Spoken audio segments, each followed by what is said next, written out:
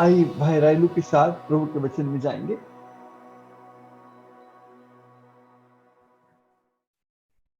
Whether I am audible? Yes, brother, you're audible. Thank you.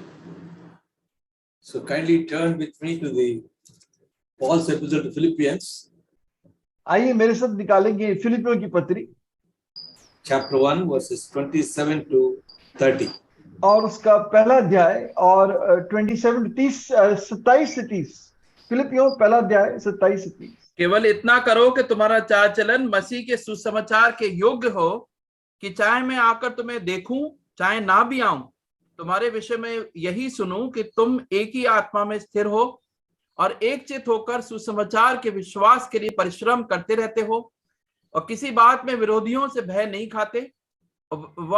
ये उनके लिए विनाश का स्पष्ट चिन्ह है, तो तुम्हारे लिए उद्धार का, और ये परमेश्वर की ओर से है, क्योंकि मसीह के कारण तुम पर यह अनुग्रह हुआ कि ना केवल उस पर विश्वास करो पर उसके लिए दुख भी उठाओ, और तुम्हें वैसे ही परिश्रम करना है जैसे तुमने मुझे करते देखा है और आप सुनते भी हो कि मैं वैसे ही करता हूं।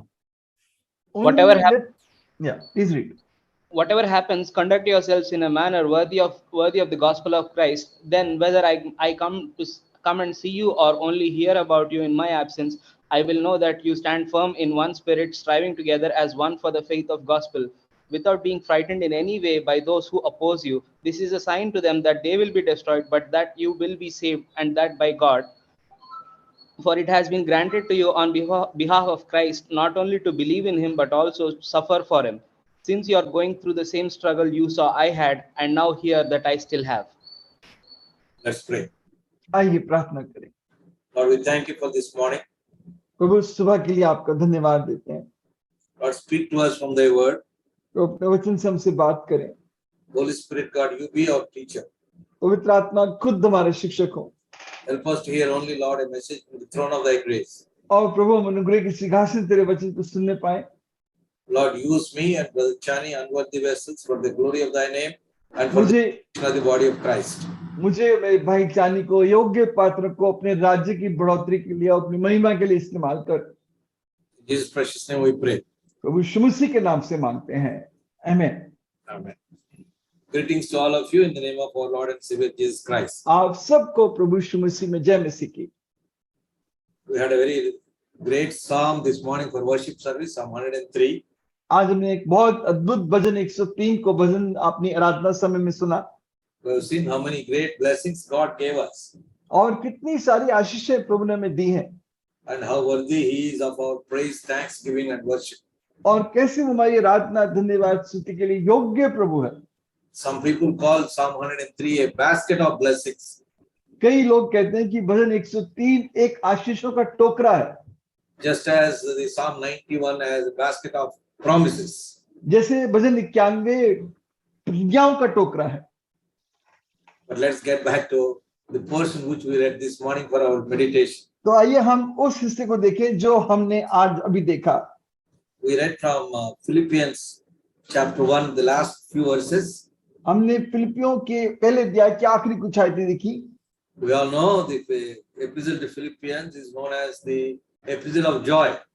और फिलिपियों की पत्री है आनंद की पत्री। It's one of the last church epistles written by Paul from the prison. ये आखिरी एक कलीसिया की पत्री जो पौलुस ने जेल में से लिखी। Paul wrote these letters from when he was imprisoned in Rome, so Ephesians, Colossians and Philippians. और इफ्सियों, कुलसियों और फिलिपियों की पत्री पौलुस ने जब रोम में जेल में था तब लिखी थी। He also wrote the pastoral epistles to Timothy and Titus and Philemon, also from the church, but they're pastoral. टिमोथियस, टितुस और फिलेमोन को जो पास्टोरल एपिस्टल्स यानी चरवाहे की पत्रियां भी उसने जेल में से लिखी, लेकिन वो चरवाहे की पत्रियां हैं। Now Paul's circumstances at that point of time when he wrote Philippians were anything but joyful. जिस समय पौलुस इस पत्री को लिख रहा था तो उसकी स्थिति आनंद से हटकर सब कुछ था, पर आनंद नहीं था। He was under 24/7 under chains. वो लगातार 24 घंटे चेन से बंधा रहता था। And imprisoned for really no offense on his part. और उसने कोई भी ऐसा कोई गलत काम या पाप नहीं किया था जिसके कारण, जिस अपराध के कारण वो कैद में था। We know from his defense in the book of Acts, he committed really nothing wrong, but just that the authorities put him in jail. उसने कोई भी गलत काम नहीं किया, कोई भी सरकार के विरुद्ध कुछ नहीं किया, फिर भी उसको सरकार ने जेल में डाल दिया। So when you are unfairly judged जब आपका अन्याय होता आपके साथ and you are unfairly put in prison, और बिना किसी दोष के आपको जेल में डाला जाता है, normal human reaction will be one of bitterness, one of disappointment, one of being let down, injustice. All these things crowd our minds. आम इंसानी प्रतिक्रिया होती है कड़वाहट की, गुस्से की, विरोध की, ये सब बातें बाहर उमड़ कर आती हैं। But Paul is saying, writing in this particular circumstances, an epistle which is being called the epistle of joy. लेकिन पौलुस यही एक पत्री लिख रहा है जिसके बारे में कहा गया कि वो आनंद की पत्री है, Because that joy comes to him from the Savior who saved him from eternal damnation. क्योंकि ये आनंद उसको उद्धारकर्ता ने दिया जिसने उसको भयानक दंड से बचा लिया And who counted him worthy of preaching his word to और others. इस लायक समझा कि वो दूसरों को प्रभु का वचन सुना सके। In the chapter 1 of Philippians, फिलिपियों पहले अध्याय में Paul gives us a glimpse of how we are sons of the family enjoying the fellowship of the gospel. पौलुस इस बात को बताते हैं कि कैसे हम परिवार की संतान हैं जो इस आशीषों को का आनंद ले रहे हैं। Verse 12 to 26, we are servants sharing the furtherance of the gospel.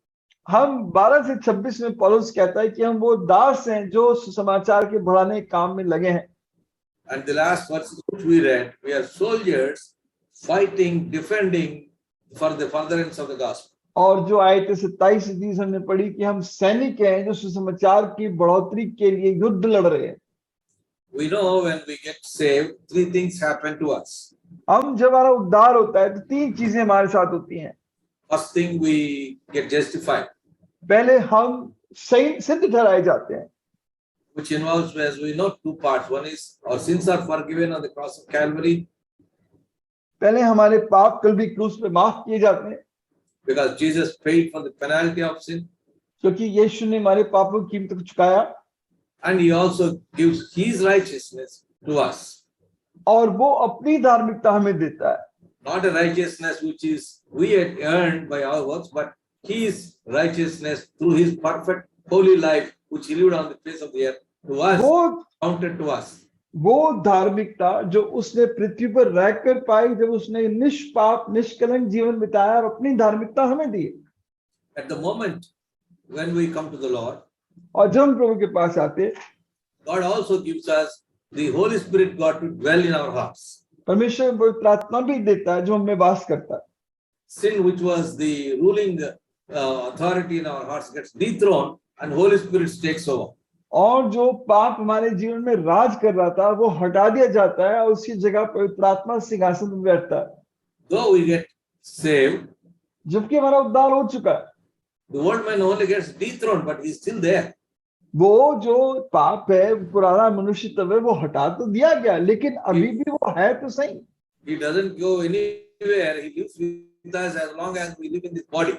वो हमारा पुराना मनुष्य कहीं नहीं जाता, वो तब भी हमारे शरीर में मौत तक बना रहता है। As a matter of fact, because he's dethroned, he's bitter. और क्योंकि उसको सिंहासन से गिरा दिया गया इसलिए वो और कड़वाहट में भर गया है। So sin will be crouching just to see when can I get back my authority on this person. और वो पाप किसी तरह बैठा इंतजार कर रहा है कि कब मैं दोबारा सिंहासन पर बैठ जाऊं। That's why the Holy Spirit God, right from the moment we give our hearts to Jesus Christ, He starts the process of second one, sanctification.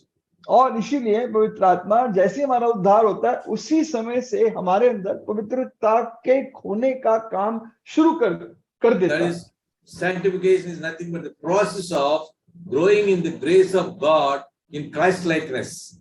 और सैंक्टिफिकेशन का मतलब मसीह के स्वरूप में परमेश्वर के अनुग्रह से बनते चले जाना।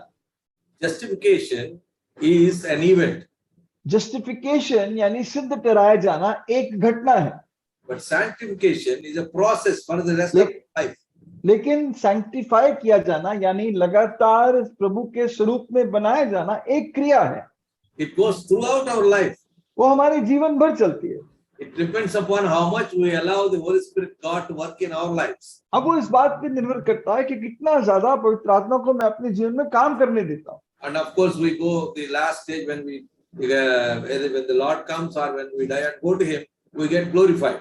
और ये भी कि जब प्रभु आएगा या जब हम उठाए जाएंगे, जब हमारी मौत हो जाएगी तो हम उस समय पूरी तरह सिद्ध होंगे। Justification saves us from the penalty of sin. सिद्ध किया जाना हमें पाप के दंड से हमेशा के लिए बचा लेता है। Sanctification saves us from the power and practice of sin. लेकिन जो हम लगातार रोज बरोज सिद्ध किए जा रहे हैं, ये हमें पाप को करने से, पाप के स्वभाव से बचाता है। And glorification saves us from the presence of sin. और महिमा जब हो जाएगी, हम महिमित में पहुंच जाएंगे, तब हमें पाप की उपस्थिति से ही निकाल लिया जाएगा। The verses which we read this morning, they deal with the process of sanctification. जो आयतें आज हमने पढ़ी, ये सैंक्टिफिकेशन यानी हमें रोज सिद्ध किए जाने के बारे में बात करती है। That is walking worthy of the gospel of Christ. यानी मसीह के सुसमाचार के योग्य जीवन जीना। And because our testimony, our witness depends upon the way we allow God to work in our life. और क्योंकि हमारी गवाही इस बात पे निर्भर करती है किस तरह का जीवन हम मसीह में जीते हैं। That's how our works can be seen by others. ताकि दूसरे लोग हमारे कामों को देख सकें। We can tell everybody, God is working on me. I was a sinner, I was saved by grace, and this is a result of what God has done in me, in my life. और हम लोगों को बता सकते हैं कि मैं एक दिन पापी था, प्रभु ने मुझे पाप से निकालकर ये नया जीवन दिया, और आज मैं जो हूँ उस दया के कारण वो मेरे को बदल रहा है। We have two kinds of problems in every church, for a believer's life. हर विश्वासी के जीवन में दो तरह की समस्याएं हैं। First, there is an enemy who is working with him, एक शत्रु जो हमारे अंदर काम कर रहा है, and there is a world outside. और बाहर एक संसार है। Same thing for the church. और वही मंडली में भी है, It's in the church मंडली में and outside the church. और मंडली के बाहर। For example, the letter to Philippians, जैसे फिलिपियों की पत्री, Paul had to write to them to have one mind, पौलुस को उनको लिखना पड़ा कि तुम्हारे अंदर एक मनता हो। because we find in chapter 4 there are two sisters who worked so hard with Paul, but now have developed some differences of opinion and don't have the same mind, and obviously were not on the same page. क्योंकि 4 अध्याय, फिलिपी 4 अध्याय में पढ़ते हैं कि दो बहनें थी जिन्हें बहुत लगकर पौलुस के साथ सुसमाचार में सेवा की, लेकिन अब खुद एक मन नहीं थी और उनके आपस में विरोध पैदा हो गया था। So one of the emphasis Paul keeps in this epistle is unity among believers. और एक बात जिसमें पौलुस जोर देता है इस पत्री में, वो विश्वासियों की एक मनता के बारे में है। The church is under attack from the enemy from outside. शैतान बाहर से हम पर हमला कर रहा है। The Roman authorities and the Jewish authorities, the synagogues, everybody is against, and the Philippi is a Roman colony, and they're having a lot of people who are trying to dethrone the church. रोमी अधिकारी, यहूदी अधिकारी, और यहाँ तक कि फिलिपाई जो थी रोम की एक कॉलोनी थी, वो भी पूरी कोशिश कर रहे थे कि मंडी रुक जाए। And Paul knows very well. और पौलुस अच्छे से इस बात को जानता है। Because from the book of Acts we know he went to Philippi. When he started preaching, he was beaten up, he was imprisoned, all unfairly, unjustly, and then he had to leave that place. क्योंकि हम जानते हैं प्रतीकाम पुस्तक में जो फिलिपाई में गया, प्रचार किया, तो उसे पीटा गया, जेल में डाला गया, उसका विपरीत व्यवहार किया गया। So when we start preaching, there is an enemy who is very unhappy and wants to stop us from doing that. इसलिए जब हम प्रचार शुरू करते हैं तो एक शत्रु है जो हमसे बहुत अप्रसन्न है और हमें रोकना चाहता है। That's why repeatedly Paul keeps telling, only your conduct be worthy of the gospel of Christ. इसलिए पौलुस बार बार इस बात कहता है कि तुम्हारा जीवन का व्यवहार मसीह के सुसमाचार के योग्य हो। He does the same thing to in Ephesians chapter 4 verse 1. Let's read that. और इसियों 4 अध्याय 1 आयत में भी वो इसी बात को कहता है। इसलिए हे मेरे प्रिय भाइयों, जिनमें मेरा जी लगा रहता है, जो मेरे आनंद और मुकुट हो, हे प्रिय भाइयों, प्रभु में इसी प्रकार स्थिर रहो। He also tells in Colossians chapter 1 verse 10. और कुलसियों पहला अध्याय 10 आयत, कुलसियों उसका पहला अध्याय और 10 आयत। ताकि तुम्हारा चाल चलन प्रभु के योग्य हो और वैसा प्रकार से प्रसन्न हो कि तुम में हर प्रकार के भले कामों का फल लगे और तुम परमेश्वर की पहचान में बढ़ते जाओ। That you may walk worthy of the Lord, fully pleasing, being fruitful in every good work and increasing in the knowledge of God. In Philippians, walk worthy of the gospel. फिलिपियों में लिखा है कि सुसमाचार के योग्य चाल चलो। In Ephesians 4, worthy of your calling. और इफ्सियों में लिखा है अपनी बुलाहट के योग्य चाल चलो। And here in Colossians is walk worthy of the God who called you. और कुलसियों में लिखा है कि उस परमेश्वर के योग्य चाल चलो जिसने तुम्हें बुलाया है। In all matters, same thing actually we can see even in 2 Peter verse 1 and be walk worthy of your calling. Make sure of your calling. और दूसरे पत्रस पहले अध्याय में इस बात को पढ़ते हैं कि अपने जिस बुलाहट को बारे में निश्चय करो, यानी उसके योग्य चाल चलो। All that tells us is how important is our conduct and our calling. यानी हमारी बुलाहट और हमारा व्यवहार इसमें मेल होना चाहिए। Now in Ephesians, Paul is also telling after verse 4, verse 2, how we should actually, the world should see this in our life. और इफ्सियों 4 अध्याय में वो एक बात कहता है कि कैसे संसार को ये बात तुम्हारे जीवन में दिखनी चाहिए। Verse 2 and 3 kindly read. इफ्सियों 4 अध्याय 2 और 3। 2 और 3 अर्थात सारी दीनता और नम्रता सहित और धीरज धरकर प्रेम से एक दूसरे की सह लो और मेल के बंधन में आत्मा की एकता रखने का यत्न करो। With all lowliness and gentleness, with long suffering, bearing one another in love, endeavoring to keep the unity of the Spirit in the bond of peace. Verse 4 and 5 also kindly. 4 और 5. There is one body and one Spirit, just as you were called in one hope of your calling, one Lord, one faith, one baptism. एक ही देह है और एक ही आत्मा, जैसे तुम्हें जो बुलाए गए थे अपने बुलाए जाने से एक ही आशा है, एक ही प्रभु है, एक ही विश्वास, एक ही बपतिस्मा। Now the virtues which Paul had here for our conduct, और जो यहाँ पर हमारे व्यवहार को लेकर जो पौलुस बात कह रहा है, they're not actually, they don't come naturally to us. Maybe for some people they may come. ये व्यवहार की बातें हमारे अंदर व्यवहारिक रूप से नहीं आती, शायद कुछ लोगों में आ भी जाती हैं। Humility, gentleness, long suffering. Take Paul for example. दीनता, नम्रता, ये बातें जैसे पौल की उदाहरण में।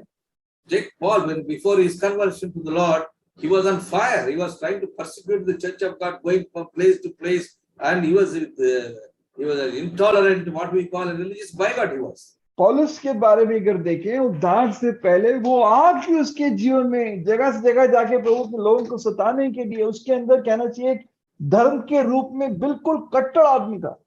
But when he came to the Lord Jesus, लेकिन जब वो प्रभु में आ गया, the Holy Spirit God started working in him and gave him this change in his conduct into one of gentleness, humility, lowliness, patience. तब पवित्र आत्मा ने उसके अंदर काम करना शुरू किया और उसके अंदर एक नम्रता, दीनता का स्वभाव डाला। Even in Paul's life, the humility did not come at a stroke. और पौलुस के जीवन में ऐसे नहीं हुआ कि अचानक वो दीन बन गया। It was a long, lifelong process. ये बिट बाय बिट, अंश अंश करके जीवन भर होता चला गया। For example, we read in 1 Corinthians chapter 9. पहला कुरिन्थियों 9 अध्याय। No, 1 Corinthians chapter 15 verse 9. पहला कुरिन्थियों 15 अध्याय 9 है। पहला कुरिन्थियों 15 अध्याय 9 है। 15 अध्याय 9 पद। क्योंकि मैं प्रेरितों में सबसे छोटा हूँ, वरन प्रेरित कहलाने के योग्य भी नहीं, क्योंकि मैंने परमेश्वर की कलीसिया को सताया था। पढ़े भाई, पढ़े। For I am the least of the apostles and do not even deserve to be called an apostle, because I persecuted the church of God. Now, 1 Corinthians was written in 55 AD. जो पहली कोरिन्थियों की पत्री थी 55 AD में, प्रभु यीशु मसीह के 55 साल बाद लिखी गई। And Paul is in writing the 1 Corinthians is an apostle, though least among the apostles, but he was still an apostle. लेकिन पौलुस यहाँ पर जब लिख रहा है तो वो प्रेरित है, जबकि वो कहता है कि मैं सब में सबसे छोटा प्रेरित हूँ। He was equal to the apostles. वो प्रेरितों के बराबर है। Now, please come to Ephesians chapter 3 verse 8. अब आए इफ्सियों 3 अध्याय 8 आए। इफिसियों 3:8। हाँ, इफिसियों 3:8। जी भाई। मुझ पर जो सब पवित्र लोगों में से छोटे से भी छोटा हूं, यह अनुग्रह हुआ कि मैंने जातियों को मसीह के अगम्य धन का सुसमाचार सुनाऊं। Although I am हाँ, पढ़े। although I am less than the least of all the Lord's people, the grace was given to me to preach to the Gentiles the boundless riches of Christ. हाँ, इसका सही अनुवाद है less and least of all the saints, सब संतों में सबसे छोटा। So from apostle, Paul has now after 5 years, that is Ephesians was written in 61 AD. अब इफिसियों की पत्री 61 प्रभु के 61 साल बाद लिखी गई, यानी That is 6 years after 1 Corinthians. पहला कुरिन्थियों के 6 साल बाद। So in 1 Corinthians, Paul was an apostle. तो पहले कुरिन्थियों में पौलुस एक प्रेरित था। He's calling himself an apostle. वो कह रहा है कि मैं एक प्रेरित हूँ, Though least. जो सबसे छोटा। In Ephesians, he's calling himself less than the least of all saints. इफिसियों में कहता है कि मैं संत हूँ, लेकिन सब संतों में सबसे छोटा। 6 years later. 6 साल बाद। So he's downgrading himself from apostle to a saint. That is among the believers. प्रेरित से संत तक पहुंच गया, नीचे आ गया। Now 1 Timothy chapter 1 verse 15. अब पहला तिमुथियुस पहला अध्याय 15वां है। पहला तिमुथियुस 1:15। हाँ, 1:15। ये बात सच और हर प्रकार से मानने के योग्य है कि मसीह यीशु पापियों को उद्धार करने के लिए जगत में आया, जिनमें सबसे बड़ा मैं हूं। Here is a trustworthy saying that deserves full acceptance. Christ Jesus came into the world to save sinners, of whom I am the worst. Now, 1 Timothy was written between 63 to 66 AD. और पहला तिमुथियुस 63 से 66 प्रभु यीशु मसीह के साल के बाद लिखा गया। That is after the writing of Ephesians. यानी इफिसियों के 3 से 5 साल के बीच में लिखा गया। In AD 55, Paul was an apostle. 55 प्रभु यीशु मसीह के साल पर के बाद पौलुस एक प्रेरित था। 61 AD, he was 6 years later, he was a saint. 61 में आकर वो एक संत था। And between the 3 or 4 years later, he was chief among sinners. और अब वो उसके करीब 3 से 5 साल के बाद कहता है कि मैं सबसे बड़ा पापी हूँ। Does that mean that Paul has become, for a period of time, less holier than he was in 1 Corinthians? क्या इसका मतलब है कि पौलुस समय के साथ साथ पहला कुरिन्थियों से जब आया तो कम पवित्र हो गया? No, Paul has realized that how much grace God has put on him every day as Paul grew in his life. नहीं, बल्कि पौलुस को God's grace. नहीं, बल्कि पौलुस तो इस बात को और ज्यादा समझने का कितना बड़ा अनुग्रह प्रभु ने मेरे जीवन पे किया है। How much grace of God worked in him that he was not worthy to be even called apostle or a saint, that he has to be called only chief among sinners. कितना बड़ा अनुग्रह प्रभु का उसके जीवन में उसने पाया कि अब उसको एहसास होता है कि मैं पापियों में भी सबसे बड़ा हूँ। Now remember, if the world, the evangelists after the who preach the gospel has to be taken, Paul will be there, number one, even in his conduct, his testimony, his sanctified behavior, he will be there almost at the head of the line. अगर हम सुसमाचार प्रचारकों की बात करें तो पौलुस का नंबर शायद नंबर 1 होगा, चाहे उसका स्वभाव ले लो, जीवन ले लो, प्रचार करने का उसका जो उसने प्रचार किया उसको ले लो, शायद वो सबसे ऊपर गिना जाएगा। The greatest evangelist who ever lived. शायद सबसे बड़ा सुसमाचार प्रचारक जो कभी भी जिया। Paul was humbling himself, humility over a period of time. Look at Paul's epistle to Galatians and come to when you come and see the pastoral letters. How much change Paul has himself explained, because he realized over a period of time it's only grace and grace alone that has brought him to that stage. और जब समय बीतता चला गया, जब आगे चल के उसकी चरवाहे की पत्तियां पढ़ते हैं तो हम देखते हैं कितना ज्यादा उससे अनुग्रह का एहसास होने लगा। वो जानने लगा अनुग्रह और सिर्फ अनुग्रह और दया ही है प्रभु की, और कुछ नहीं है। And the more he realized how much he should exhibit the work of grace in his daily personal life. और वो एहसास करने का कितना ज्यादा मेरे रोज के जीवन में प्रभु के अनुग्रह का काम मेरे जीवन से दिखना चाहिए। And when that word in Philippians spoke of the conduct only your conduct, that word conduct, the root word is polito in the original language.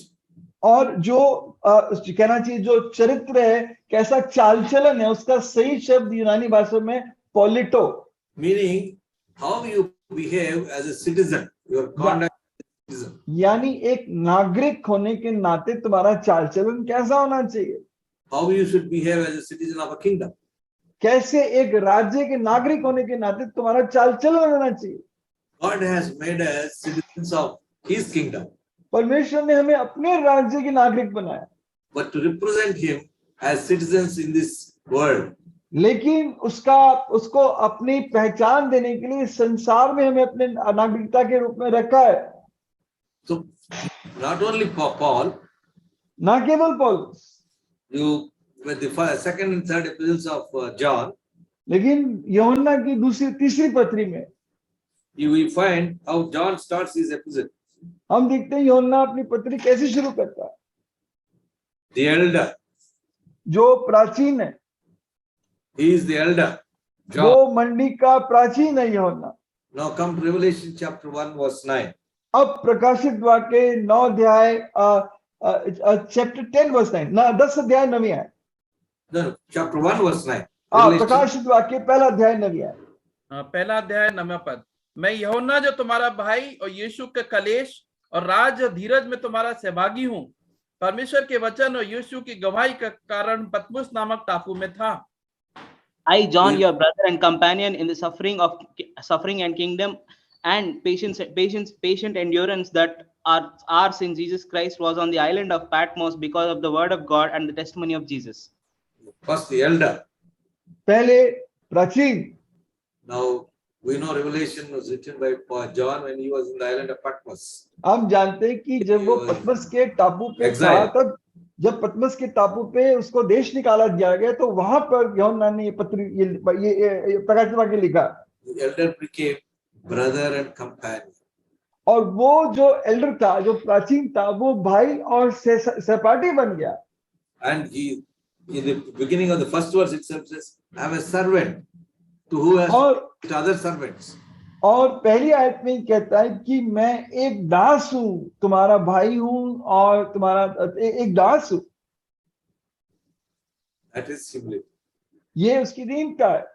But it has not come straight away to any of the apostles. लेकिन ये दीनता किसी भी प्रेरित को सीधी नहीं मिली। It is they working as God, the Holy Spirit God, they allowed the Holy Spirit God to work in their lives. They in their sanctified lives, God started showing up these virtues in their life. जैसे जैसे पवित्र आत्मा ने अपने काम उनके जीवन में शुरू किया, और ज्यादा वो दीनता पवित्रता उनके जीवन में दिखने लगी। Now Christian life is not a playground, it's a battleground. मसीह का जो जीवन है वो कोई खेल का मैदान नहीं, वो एक युद्ध का मैदान है। That's why in verse 28 in verse 29 second half, that I may hear of you, that you may stand in one spirit with one mind, striving together for the faith of the gospel. और लिखते हैं फिलिपियों 1:29 के आखिरी हिस्से में कि मैं ये बात सुनने पाऊं कि तुम एक मन होकर इस समाचार के लिए युद्ध लड़ रहे हो। Striving, that is, you are fighting for it. यानी तुम उसके लिए युद्ध लड़ रहे हो। You are in the battlefield. तुम एक युद्ध के मैदान में हो। The day you have accepted Lord Jesus, you also have got the responsibility. You are there to defend the gospel. जिस दिन तुमने प्रभु यीशु मसीह को स्वीकार किया, उसी दिन तुम पर ये हुआ कि तुम सुसमाचार की रक्षा, सुसमाचार के प्रचार के लिए खड़े हो जाओ। Now to defend the gospel, अब सुसमाचार की रक्षा करना, you should know the gospel.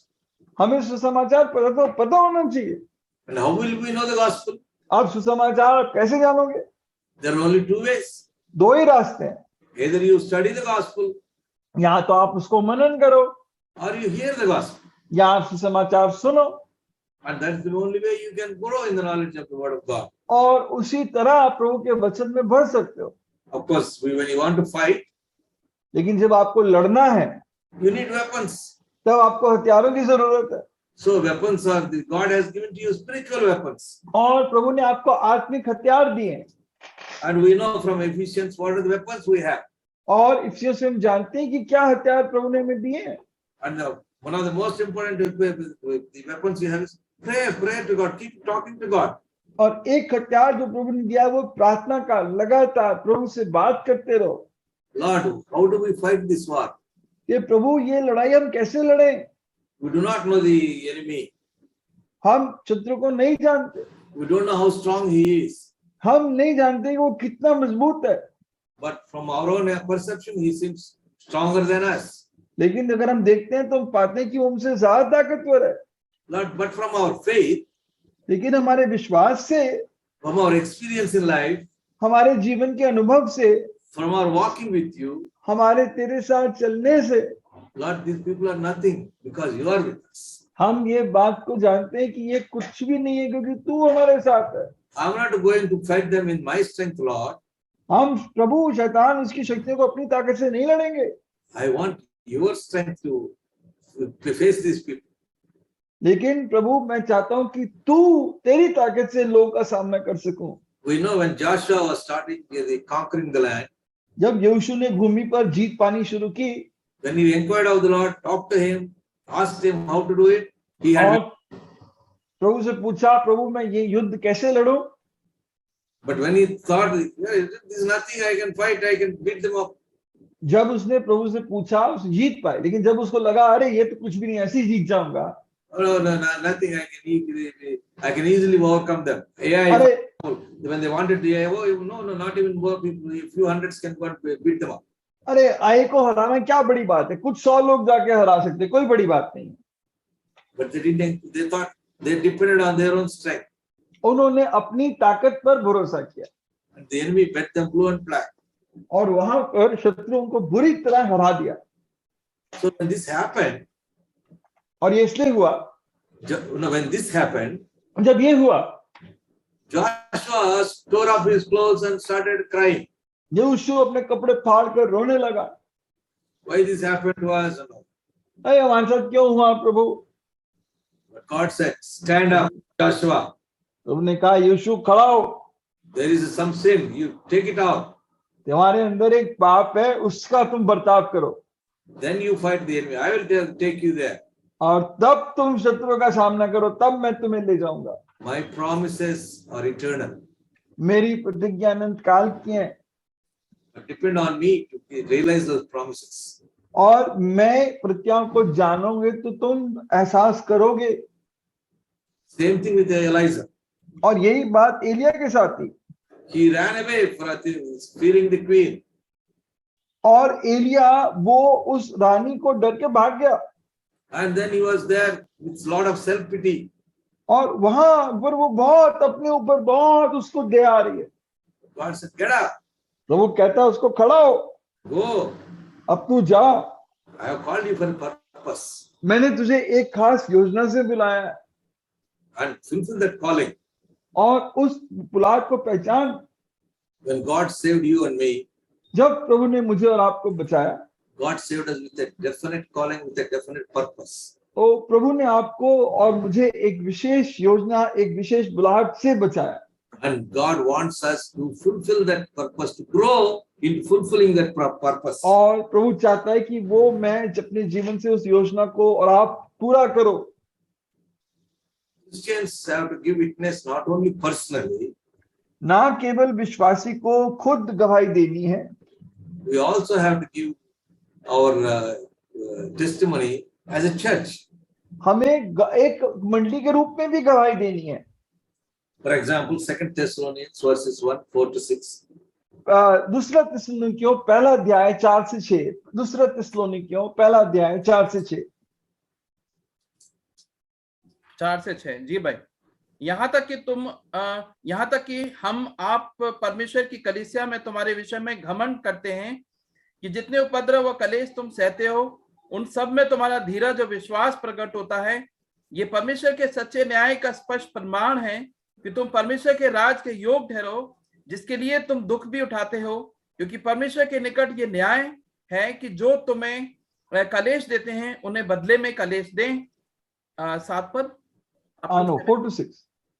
Okay. Therefore, among God's churches, we boast about your perseverance and faith in all the persecution and trials you are enduring. All this is evidence that God's judgment is right, and as a result, you will be counted worthy of kingdom of God for which you are suffering. God is just; He will pay back trouble to those who trouble you. Same message as we read in Philippians. Just now we read. वही संदेश हमने फिलिपियों में पढ़ा। We'll all have trouble. हम सबके ऊपर विपरीत हालतें आएंगी We will be in the battlefield. और हम इस युद्ध की भूमि पे खड़े हैं। To think if once you are saved that is the end of all your earthly troubles. आप ये मत सोचो कि आपका उद्धार हो गया, संसार की सारी समस्याओं का आपके जीवन में समाधान हो गया। You should consult scripture once again. आप एक बार फिर वचन को देखो। Of course, storms will come in your life. निश्चित आपके जीवन में तूफान आएंगे। There will be wants in your life. आपके जीवन में घटी आएगी। There will be the valleys in your life. आपके जीवन में घाटियां आएंगी। But in facing all those things, you have the greatest strength that God is with you in all these things. लेकिन उन सब का सामना करते समय आपके पास वो ताकत होगी जो प्रभु आपको देगा। How do we actually bear testimony to the outside world? हम इस सारे संसार के सामने कैसे गवाही दें? The first thing पहली बात is a consistent lifestyle. आपका एक जैसा जीवन हो। The most important weapon a Christian or a church can have when facing the enemy is a consistent lifestyle. जब हम अपने शत्रु का सामना करें तो आपका एक समानांतर जीवन हो, एक समानांतर जीवन हो। 2 Corinthians chapter 3 verse 2. दूसरा कुरिन्थियों 3 अध्याय और दूसरी आयत। दूसरा पद जी भाई। हमारी पत्री तुम ही हो जो हमारे हृदयों पर लिखी हुई है और उसे सब मनुष्य पहचानते और पढ़ते हैं। You yourselves are our letter written on our hearts, known and read by everyone. You are a letter written by and read by everyone. तुम वो पत्री हो जिसको सब जानते हैं और पढ़ते हैं।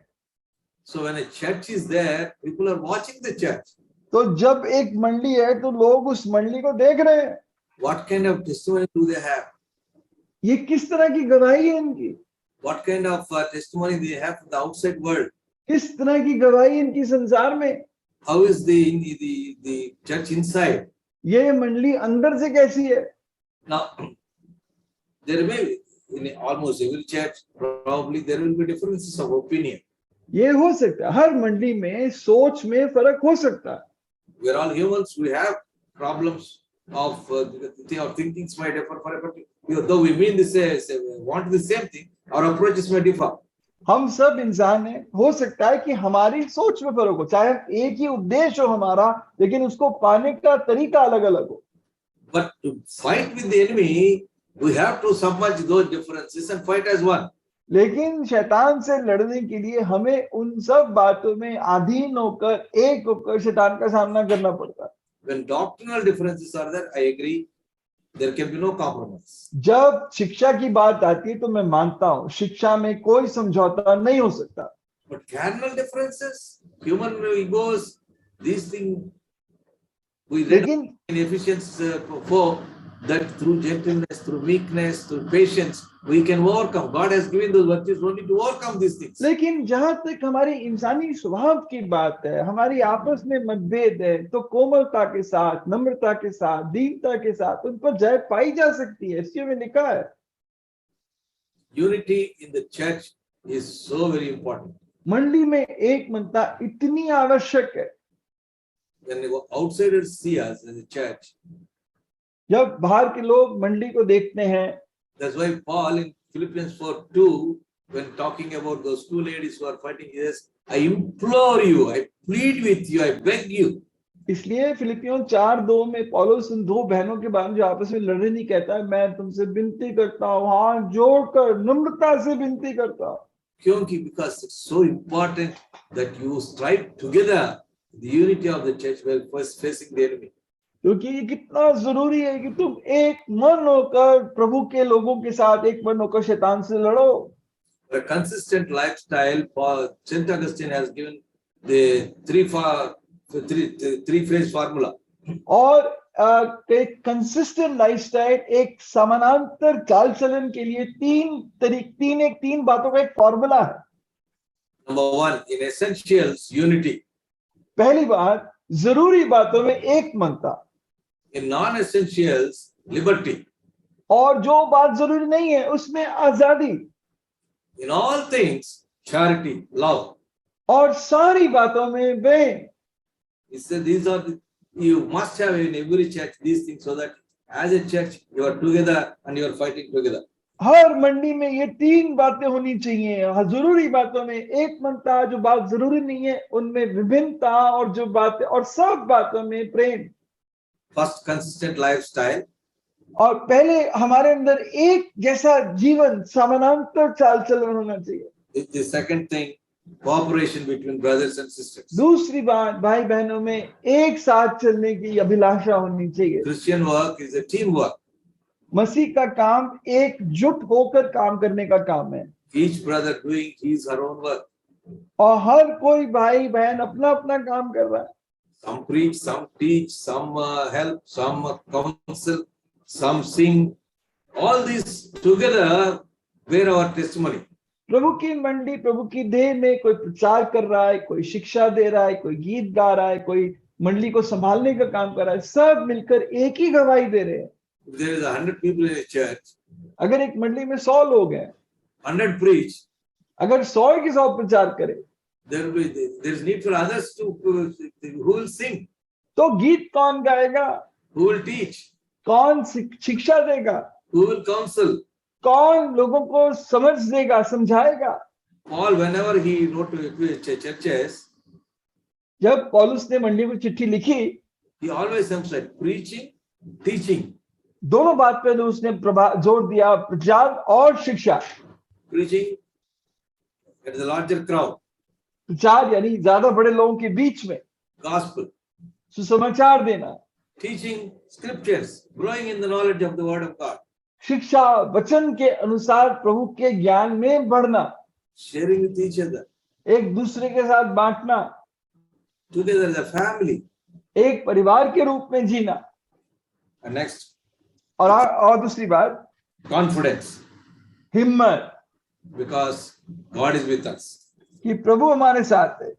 John chapter 16 verse 33. John's Gospel chapter 16 verse 33. यूहन्ना 16:33। मैंने ये बातें तुमको इसलिए कही कि तुम्हें मुझ में शांति मिले। संसार में तुम्हें कलेश होता है, परंतु ढाढ़स बांधो, मैंने संसार को जीत लिया है। I have told you these things so that in me you may have peace. In this world you will have trouble, but take heart, I have overcome this world. Our God is an overcomer. हमारा प्रभु जयवंत परमेश्वर है। We can go ahead in this confidence. हम इस याद में आगे बढ़ सकते हैं, Come what may. कुछ भी हो जाए, However powerful the enemy may be, चाहे शैतान कितना ही ताकतवर क्यों ना हो, we can face him. हम उसका सामना कर सकते हैं। In fact, Paul tells Philippian church, it has been granted on behalf of Christ not only to have faith in him, but also in verse 30 to 29, but also to suffer for his sake. पौलुस तो फिलिपियों में कहता है, ना केवल हमें दिया कि हम उस पर विश्वास करें, बल्कि उसके साथ दुख भी उठाएं, ये भी हमें वरदान में मिला है। To suffer for Christ is a gift given by God. प्रभु के लिए दुख उठाना परमेश्वर की ओर से एक वरदान है, एक तोहफा है। It's not a pain. ये कोई दर्द नहीं है। As a matter of fact, the more pain the church goes through, the more fruitful that church becomes. सच बात तो ये है कि जितना ज्यादा एक मंडली दुख उठाती है, उतना ज्यादा फलवंत होती है। Pain for the sake of the gospel. मसीह के लिए, सुसमाचार के लिए दर्द उठाना। Pain for the sake of the calling. जो बुलाहट प्रभु ने दी है उसके लिए दर्द उठाना। Pain for the sake of the Savior Lord Jesus Christ. उस मसीह जो हमारा उद्धार करता है उसके लिए दुख उठाना। Not the pain which we create for ourselves and for others. वो दुख नहीं जो हम अपने लिए और अपने प्रियजनों के लिए बेकार में पैदा कर देते हैं। When a person is undergoing personal battle, जब कोई व्यक्ति व्यक्तिगत लड़ाइयों से जूझ रहा है, That itself is an indication that you are saved. तो यही बात सबूत है कि आपका उद्धार हो गया है। Presence of conflict is a privilege. जब आपके जीवन में युद्ध है तो ये बड़े आदर की बात है। Sometimes when we face a opposition in a particular place, जब हमारे को किसी बात में विरोध होता है हमारा, for example, in the state we are living in, there are a lot of what we perceive to be persecution. जैसे मान लीजिए कि जिस प्रदेश में हम रहते हैं बहुत बातों में सतावन भी आता है। So we think we are unique in going through this kind of trial circumstances. हम सोचते हैं कि इन परीक्षाओं से हम निकल रहे हैं तो हम कोई विशेष किस्म के लोग हैं। In personal life also we think our troubles are unique. व्यक्तिगत रूप से भी हम सोचते हैं यार जिस दुख से मैं निकल रहा हूँ ये कोई विशेष ही दुख है। Sometimes you feel singled out, why God is giving all these troubles to me only. कई बार तो वो लगने लगता है यार प्रभु सारे दुख मेरे जीवन में क्यों ला रहा है। Paul is saying all churches go through this. पौलुस कहता है कि सारी मंडलियां इन दुखों से निकलती हैं। You stand for Christ, you will have trouble. And the church stands for Christ, it will have trouble. जब आप प्रभु के लिए खड़े होगे आपके जीवन में दुख आएंगे। जब मंडली प्रभु के लिए खड़े होगी उस पर दुख आएगा, जरूर होगा। Remember, it's only when you have troubles you will know how to trust God. क्योंकि जब आप पर समस्याएं आएंगी तभी तो आप प्रभु पे भरोसा रखना सीखोगे। It's only when they got defeated, Joshua said, all of you come, let us look to the Lord, inquire of the Lord. So there was a realization among the Israelites, they must go ahead and fight with God with them. जब वो लोग हार गए तभी तो यहोशू को एहसास हुआ, सब लोगों को इकट्ठा किया कि अब हमें जो लड़ाई लड़नी है प्रभु पर भरोसा रखकर ही लड़नी है। Same thing Jehoshaphat the king said, when he saw the enemy so numerous, so powerful, then he said, let us fast and pray and look to the Lord for salvation. तो यहोशापात ने कहा जब उसने शत्रु की सेना को देखा, आओ हम उपवास के साथ एक मन होकर प्रार्थना करें छुटकारे के लिए। May the Lord help us this morning. इस सुबह प्रभु हमारी सहायता करे। How important the process of sanctification is in our lives. कि हमारे जीवन में ये सिद्ध होने का जो काम है कितना जरूरी है। How important it is to walk worthy of our calling, to walk worthy of the gospel of Christ, and walk worthy of God who called us, saved us, gave his own life for us. कितना जरूरी है कि हम उस बुलाहट के अनुसार योग्य चाल चले, उस प्रभु के योग्य चाल चले, उस समाचार के योग्य चाल चले जिसके लिए प्रभु ने हमें बुलाया है। May the Lord help us तो हमारी सहायता करे and strive together for the gospel. कि हम एक मन होकर सुसमाचार के लिए खड़े रह सकें। Praise the Lord. प्रभु की स्तुति हो।